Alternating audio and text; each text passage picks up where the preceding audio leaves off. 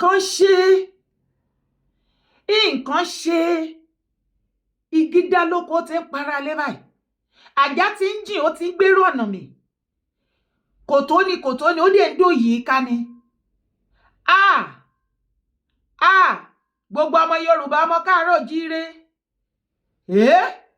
èyí ẹ̀rẹ̀ mi ó ẹ̀rẹ̀ mi o ẹni bá bà ló mọ̀ mo rò wípé níbi tá a bá dé ìtajọba dé ẹ ti rí wípé kò sí ṣeré kankan bẹ́ẹ̀ ọ̀rọ̀ tó wà nílẹ̀ yóò ní ṣeré nínú iṣẹ́ gbogbo wa ní sẹ́ ìwọ Ọlọ́run gọ́vnà Abdulrazaq ó bú sẹ́kún ó bú sígbe ó sunkún kíkorò ká lè mọ̀ wípé ọ̀rọ̀ yẹn ti dójú ẹ̀ báyìí ó gọ́vnà òun àdírẹ́sì ṣe bẹ́ẹ̀ mọ̀ wípé press release náà máa like láti give níbi tó wá bá dé báyìí sìn gọ́vnà bú sẹ́kún ẹjọ́ ṣé omijé tó jáde lójú gọ́vnà Abdulrazaq ṣé ó máa dá ẹ̀mí àwọn èèyàn tó ti sọnù padà ẹ wá gbọ́ ibi tí ọ̀rọ̀ dé dúró gbagba ti dẹkùn kedere ti ṣe tán tó fẹ́ bá wa bẹ̀ẹ́ wò báyìí bẹ́ẹ̀ ni tí o bá fi etí ara ẹ gbọ́ ibi tí ọ̀rọ̀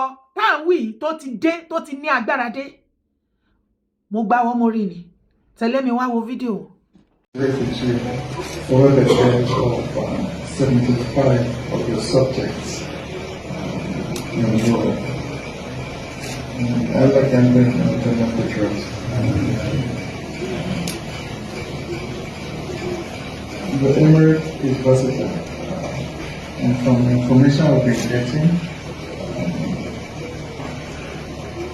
this village refused to succumb to a perverted form of Islamic doctrine. They are lying under the Emirate, abiding by the Islamic faith. And, basically, they don't want any alteration and alteration to what, how to pray to God, how to pray to Allah, and because they absolutely refuse to change the doctrine in their faith, they were attacked and massacred. It's different from what we used to see, where subjects were kidnapped for ransom. But this was just a pure massacre. It's something we truly condemn, and I'm quite sure with you. Now what they are doing in our villages, bandit will call you and say, I see that you are second wife, please bring her to me. And they will have to go and take her. There was one son, wallahi, he told me that his daughter was 14 years old, so say he should take her. He had to take her, and then she come back, and after one of the commanders say also he likes her, and so now these people live with this, it become new normal in their lives. This is what happening to our people. These bandits are not coming from anywhere. We know them, we know their parents, we know their parents will even come to your house and tell you while their son is a commander. Kò sí ẹ̀ṣẹ̀ méjì tí wọ́n dá o. Ẹ wá gbọ́ nǹkan tí àwọn tí wọ́n pa ẹ̀ṣẹ̀ tí wọ́n ṣẹ̀ torí wọ́n gbà láti gbé ẹ̀sìn tán yàn láàyò tán tí ń sìn tipẹ́tipẹ́ láti gbé sílẹ̀ kí wọ́n darapọ̀ kán máa ṣẹ̀sìn mùsùlùmí. Òun torí ẹ̀ ni wọ́n ṣe dáná sun wọ́n tí wọ́n pa wọ́n sì dáná sun lé ọba. Kwara massacre. They were killed for refusing to accept a converted form of Islamic doctrine. Kwara Governor Abdulrazaq. Kwara State Governor Abdulrazaq has confirmed a deadly attack on Woro and Nuku community in Kayama local government area, which reportedly claimed the life of 75 residents. The terrorists reportedly invaded the village around 6 p.m., unleashing widespread destruction and setting the king's palace ablaze. During a condolence visit to the Emir of Kayama on Wednesday, January 4, the governor said the victims were targeted for refusing to abandon their religions, beliefs, and submit to what he described as a converted form of Islamic doctrine. The Emir and members of the community, Abdulrazaq, said I commiserate with you over the death of 75 of your subjects. Your emirate versatile, and from information we are getting, this village refused to succumb to a converted form of Islamic doctrine. They are 9 under your emirate, abiding by the Islamic faith and basically did not want any alteration to the hadith. Pray to God, pray to Allah. And because they refused to change, they refused a change in doctrine and faith, they were attacked and massacred. It is different from what we used to see when subjects were kidnapped from ransom, but this was just a pure massacre and must be condemned, he told the gathering. Ẹ jọ̀ọ́, gbogbo nǹkan kíkan tó bá wù kí gọ́fúnà àti kábíyèsí yẹn kí wọ́n sọ, ṣé ó padà dé ẹ̀mí àwọn èèyàn tó ti kú, ṣé ó dá padà? Àwọn tó kó lọ, tán kó lọ kí ni fate wọn? Àti àwọn ìyá àtàwọn ọmọ kéékèèké. Ohun tí gọ́fúnà Abdulrazaq tí wọ́n sọ nìyẹn. Wọ́n ní gbogbo incident tó ti ń ṣẹlẹ̀ táwọn ń gbọ́ kidnapping, pay ransom ni, ṣùgbọ́n eléyìí ó hàn gbangba wípé ọ̀rọ̀ kidnapping kọ́. Ní ìgbà tí wọ́n wọ Woro Nuku ní Kwara State local government ní Kwara State ńbẹ̀, nígbà tí wọ́n wọ village yẹn, ẹ̀mí à ń jẹ́ kó yé wa wípé wọ́n ní pé kí wọ́n ṣèǹjẹ̀ sí wọn, kán máa gba àdìtì, kán sì máa gba ìlànà bọ́n ṣe ń kírun, kán sì máa sin Allah. Àwọn yẹn wá refuse wípé ẹ̀sìn tán ti yàn láàyò tẹ́lẹ̀ tí wọ́n like yẹn, ẹ̀sìn yẹn làwọn gbàgbọ́, ẹ̀sìn táwọn dẹ̀ believe nìyẹn. Ó ní wọ́n fi wọbẹ̀ ní 6 p.m. 6 p.m. wọ́n wọbẹ̀, wọ́n dẹ̀ pa pípa. Wọ́n wá ní àwọn aráàlú yẹn, mo come across another thing, torí àwọn aráàlú yẹn sọ̀rọ̀, wọ́n ní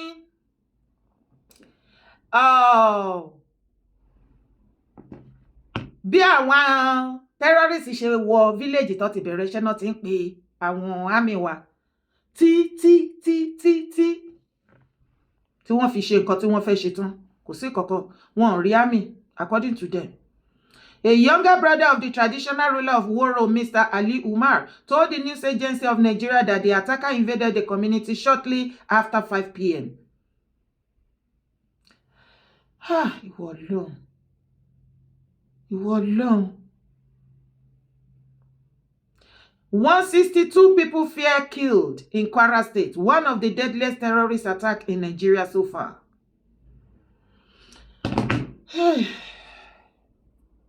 Ó ti súnmọ́ ilẹ̀ Yorùbá báyìí, wọ́n ti dé ilẹ̀ Yorùbá. Kí ni fate ẹ̀yin èèyàn mi? Kí ni fate ọmọ káàárọ̀ oòjíire lọ́wọ́ àwọn bí?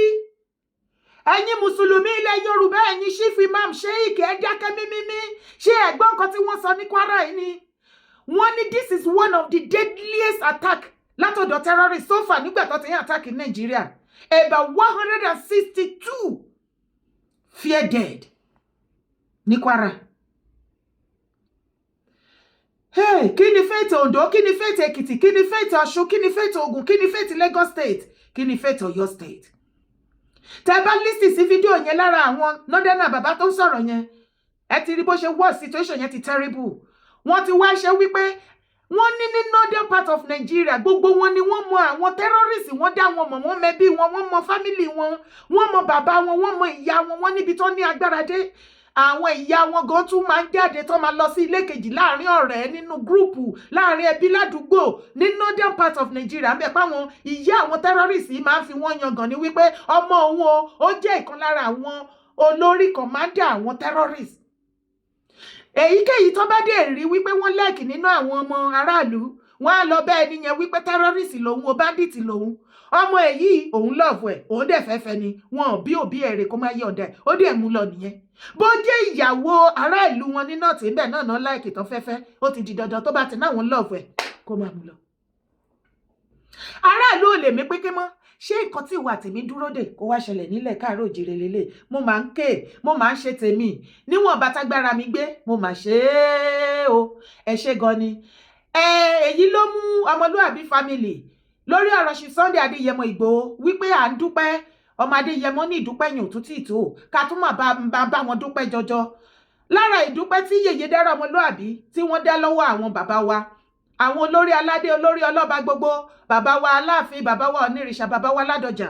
Lára ẹ wá wo fídíò yìí, kẹgbọ́n nǹkan tí àwọn Ọmọlúàbí ṣe. Olódùmarè ọ̀gẹ̀gẹ̀ ọba tó gbé ilé ayé ró, aláyé láàrún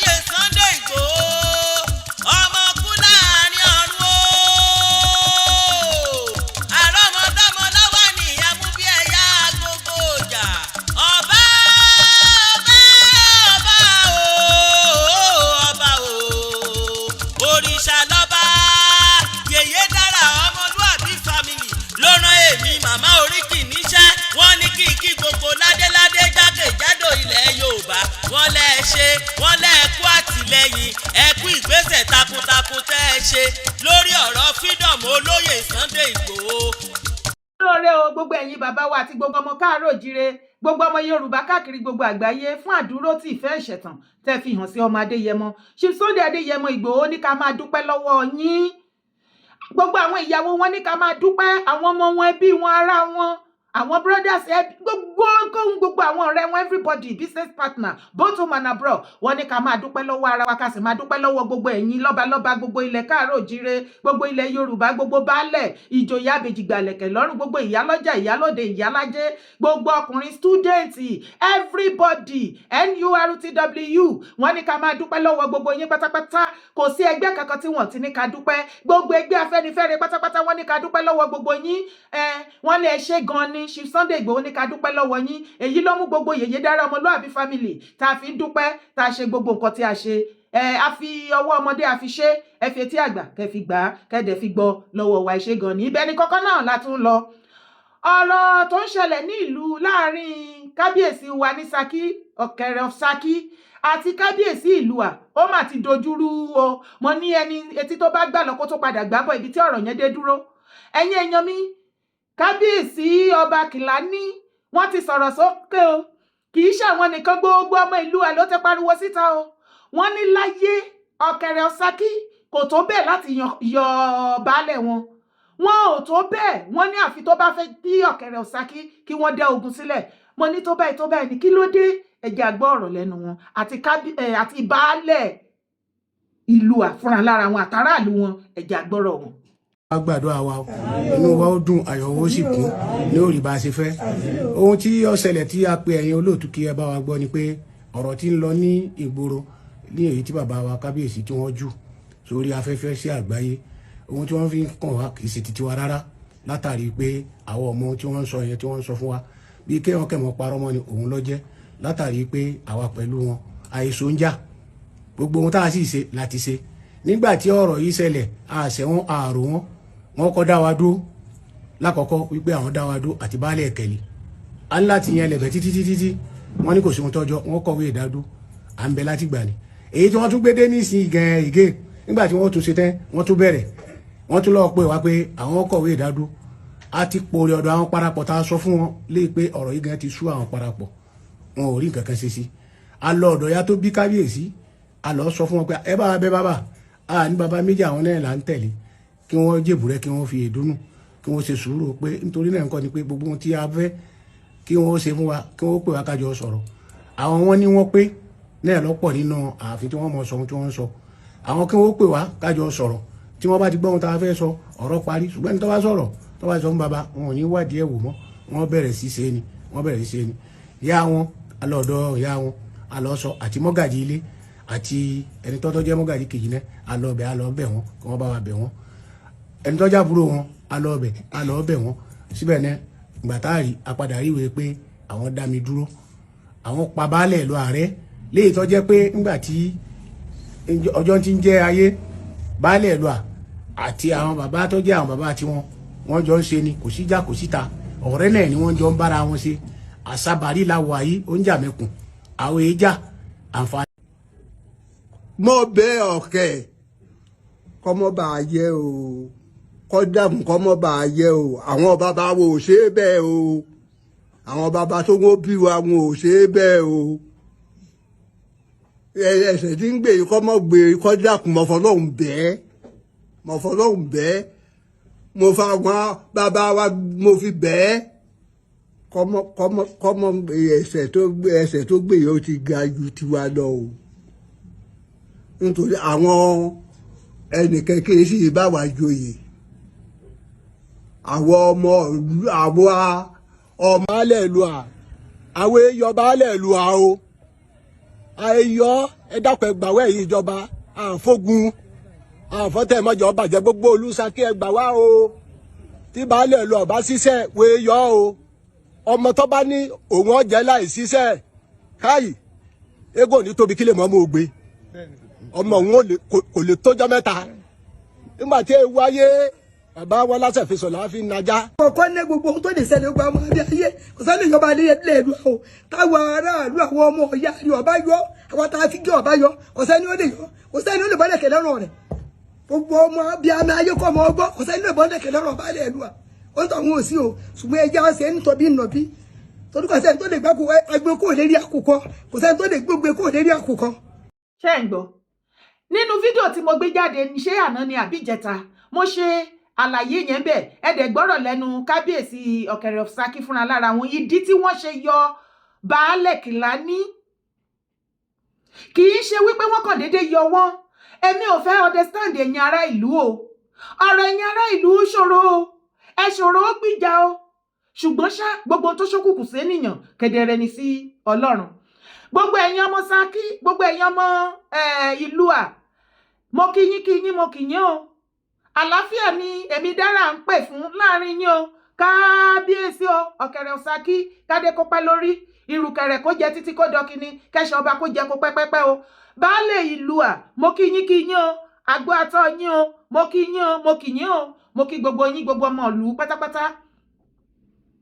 Ohun tí ìwà àtẹ̀mí gbọ́ nínú àlàyé tí ọ̀kẹ̀rẹ̀ of Ṣakí tí wọ́n ṣe lálàyé ìdí tó fi yọ Baale Kìlání wọ́n ní kì í ṣe ìgbà àkọ́kọ́ nígbà tí mo kà kíní yẹn fún yín nínú fídíò yẹn tó o bá ti wo fídíò yẹn lọ sórí YouTube mi kó stroll bí o bá jẹ́ àná jẹ̀jẹ̀ta wàá gbọ́ àlàyé dáadáa lẹ́kùnrẹ́rẹ́ lẹ́nu lẹ́nu kábíyèsí ọ̀kẹ̀rẹ̀ of Ṣakí wípé ní 2024 gọ́fúmẹ̀ntì Ọ̀yọ́ state ti kọ́kọ́ yọ baálé ìlú à Baale Kìlání ìdí tí wọ́n dẹ̀ kọ síbẹ̀ tó fi yọ wọ́n ni wípé wọ́n gbọ́ wípé wọ́n hábọ̀ àwọn tó wá ń fi ọ̀nà ẹ̀rú wa kùṣàǹkan àlùmọ́ọ́nì wa ó dẹ̀ lè fa insecurity ẹ̀dẹ̀ mọ̀ wípé ara nǹkan tó dá ogun ọ̀rọ̀ terrorism sílẹ̀ ní nọ́ọ̀tì lélẹ̀ wọ́n ní Baale Kìlání ní ìlú à wọ́n ló pawọ́pọ̀ pẹ̀lú àwọn tí wọ́n wá wakùṣà ní ọ̀nà àìtọ́ tí wọ́n fẹ́ dé insecurity sílẹ̀ ní Ọ̀yọ́ state wọ́n náà dẹ̀ ti wọ́ọ̀nù wọn títí tí pé wọ́n gbọ́ ní 2024 wọ́n ní wọ́n yọ wọ́n ẹ̀yin ọmọ ìlú à ẹjọ́ ẹ̀yin tẹ́ bá rí fídíò mi ẹ bá mi ṣe kó dé ọ̀dọ̀ àwọn ọmọ ìlú à mo ní trace nínú kéèsì yìí tí n bá rí ẹ̀yin ọmọ ìlú àtẹ́ ẹ bá gbọ́ fídíò yìí ẹjọ́ ẹ pè mí kẹjẹ́ ká wá ọ̀nà àbáyọ sí ọ̀rọ̀ yìí ogun kọ́ òun la fẹ́ láàrin ara wa àlàáfíà òun la fẹ́ ìṣọ̀kan wa òun ló ṣe pàtàkì ẹnu la máa fi sọ ìdí la máa fi jókòó wọ́n ní gọ́ọ̀mẹ̀ntì ti kọ́kọ́ yọ wọ́n ní 2024 kan tó ṣe nígbà tí baálé ìlú à Baale Kìlání wá padà wọ́n lọ bẹ̀bẹ̀ wípé àwọn mọ̀ wípé òfin abẹ́ òfin ó ti mú wọn ó sì ti gé wọn lọ́wọ́ àwọn dẹ̀ ti wá promise wípé wọn ò ní ṣe irú nǹkan bẹ́yẹn wọn ò ní tàpá sí òfin ìjọba mọ́ wọn ò ní àbọ̀ àwọn awakùsà lọ́nà àìtọ́ láti máa wa nǹkan àlùmọ́ọ́nì wa láti dá insecurity sílẹ̀ àbí nǹkan míì. ní December 2024 according to the message ní online bẹ́ẹ̀ wọ́n dá wọn padà òun lẹ rí tí wọ́n fi mú kíní certificate tó fi dá wọn padà Baálẹ̀ òun lẹ rí tó fi ya picture yẹn pé wọ́n tó ti gba oyè wọn padà ìyẹn ní 2024 December nísìnyí wọ́n wá ní after tàtẹ́gùn fẹ́ sí díẹ̀ Baale Kìlání ní ìlú à èèyàn ọmọ ìlú à wọ́n náà tún continue wọ́n tún padà já wọn padà sí ìdí ẹbí wọn nǹkan tí wọ́n torí ẹ̀ yọ wọ́n nígbà yẹn wọ́n tún continue ẹ̀ ẹ̀yin ọmọ ìlú à ṣé ẹ wà wí ẹ̀ torí gbogbo àlàyé tẹ́ ẹ ṣe nínú gbogbo fídíò yín pọ̀ lọ́wọ́ mi gan ni gbogbo àlàyé tẹ́ ṣe síbẹ̀ àti Baálẹ̀ àtẹ̀yìn kò sílẹ̀ tó sọ̀rọ̀ bẹ́ẹ̀ ni wípé ẹ mọ ìdí gan tí wọ́n fi yọ wọ́n ẹ sọ̀rọ̀ lọ síbi ibẹ̀ náà ọ̀kẹ̀rẹ̀ of Ṣakí sọ wípé wọ́n yọ Baálẹ̀ yín Kìlání ní ìlú à nítorí wípé ó fẹ́ gbàbọ̀dẹ̀ fún yín fún àlàáfíà àti ẹ̀mí yín àti dúkìá yín ẹ̀yin sọ wípé wọn ò gbúdọ̀ yọ ó gbé òun kúrò lórí àkùkọ ṣé o gbé orí àkùkọ lẹ fẹ́ yàn láàyò ni àbí ẹ̀mí yín àti dúkìá yín ṣé ọ̀rọ̀ aráàlú ṣe ìjà aráàlú ṣe wá ṣe jà báyìí torí Ọlọ́run àmà wá ṣe nǹkan ṣé àfẹ́ máa wọ gàù báyìí torí Ọlọ́run aráàlú ṣe mọ nǹkan tẹ́ ń ṣe ẹ̀yin ará ìlú à ṣe mọ nǹkan tẹ́ ń ṣe ṣé Baálẹ̀ sọ ìdí gan òkodoro ìdí gan tí wọ́n ṣe yọ wọ́n dànù ṣé mọ̀ wípé wọ́n ti kọ́kọ́ yọ wọ́n rí sọ nǹkan tó ṣẹlẹ̀ tán fi yọ wọ́n tán tún fi dá wọn padà Baálẹ̀ sọ wípé àwọn lọ bẹ̀bẹ̀ ṣé ẹ̀bẹ̀ ni nǹkan tí wọ́n ní kán wá bẹ̀bẹ̀ ni nǹkan tí wọ́n torí ẹ̀ fi yọ wọ́n kí ló dé tẹ́ àdírẹ́sì àbí ẹ̀yin èèyàn mi kí lẹ ní mo sọ kí ló dé tí Baálẹ̀ ò ṣàlàyé lóòótọ́ left arábọ̀ àwọn èèyàn tó wá ń wakùsà ọ̀nà àìtọ́ nǹkan àlùmọ́nì gbogbo àwọn nǹkan àlùmọ́nì láti yọdún tó ti ń wá tó ti ń gbowó tó rán máa fún Baálẹ̀ yẹn níṣẹ́ títí wọn nǹkan mélòó mèremère ló ti ṣe sí àárín ìlú ń bẹ̀ àtàwọn tó wakùsà kí ni nǹkan tó ti gbé ṣe sí ìlú à tẹ́ ń jọ láì tẹ́ ń jọrọ̀ ẹ̀ ẹ̀yin aráàlú ọ̀rọ̀ kì í yé yín bọ́rọ̀ bá dẹ̀ yé yín nǹkan tẹ́ fẹ́ lẹ́fẹ́ kò sí wàhálà tẹ́ bá tún ti gbàbọ̀dé ilé tó bá ti ń jí yín gbé lógún lọ́gbọ̀nlọ́gbọ̀n ṣé ti rí pé níbọ̀dé ò dáwó mọ́ lọ́ọ̀lá àdáwó mọ́ ṣebí ká bá yín pariwo ní àbá yín pariwo ṣe rí nǹkan tó ṣẹlẹ̀ ní Kwara about 162 people ni wọ́n ṣe pàtàn ní Kwara àwọn ọmọ Kwara wọ́n lọ ń gbàbọ̀dé àwọn náà ṣe informant fún àwọn terrorists tó ń pa wọ́n ṣé una see them makan lóye kan àtẹ̀yìn tẹ́ jẹ́ informant very soon they are coming back for you ẹ̀yin ará ìlú à ẹ̀yin náà ti fọwọ́ ara yín dígì grave yín kò sí wàhálà o tẹ́ ẹ bá ní baálé ìlú alẹ́ fẹ́ baálẹ̀ kò sí wàhálà ẹ lọ máa ta nǹkan àlùmọ́ọ́nì wọn tó bá ti yá tí terrorist bá ti dé kàn máa kó wọn lógún lọ́gbọ̀lọ́gbọ̀ kò sí wàhálà orúkọ tèmi ò yí padà yèyé dára kó owó kó ó ní mò ń jẹ́ mo sọ yìí mo dúró ná ilẹ̀ Yorùbá kò ní bàjẹ́ o ilẹ̀ káàárọ̀ ajíire kò ní bàjẹ́ o ó bọ̀ jẹ́ tí má gbàgbé láti bá mi like fídíò má sì gbàgbé láti drop comment ẹ̀ bá mi share síta ire o kàbìtì.